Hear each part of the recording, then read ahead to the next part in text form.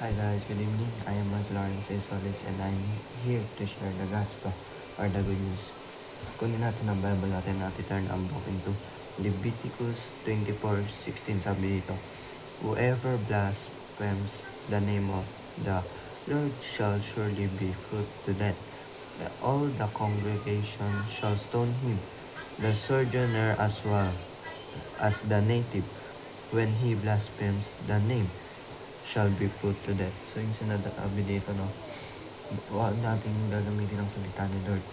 Ang pangalan ni Lord, huwag nating gagamitin yung yung pangalan ni Lord sa walang kabuluhan na mga salita, di ba? Kasi ayaw niya na yung ng ganun. Sabi nga rin sa Ten Commandments, di ba? You shall not take the name of the Lord in vain. And ayaw niyang gawin natin yun kasi bawal yun at malaking kasalanan yun kay Lord. Di ba? Kasi gagamitin mo yung name ni Lord sa walang kabuluhan ng bagay. Dapat hindi ganun. Dapat gamitin natin yung salita ay yung pangalan ni Lord sa mabuting bagay. I-share natin ang salita niya, gamitin natin yung pangalan niya in the right way.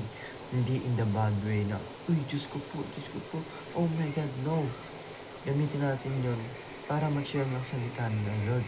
Diba? Gamitin natin yung name ni Lord para ipakilala siya sa mga taong hindi siya kilala.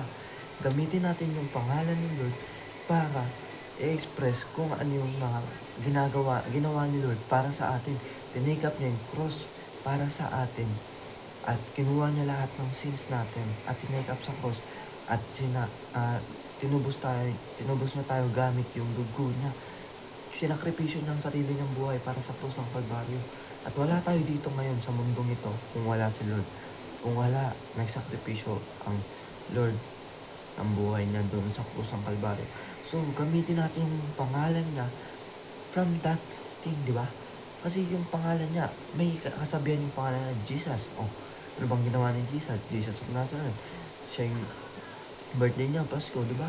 Sineselebrate natin yung birthday niya tuwing Pasko, di ba? Maraming nilalaman ang pangalan ng Diyos. Kaya wag natin itong gamitin sa walang kabuluhan na bagay. Yun lang guys. God bless all.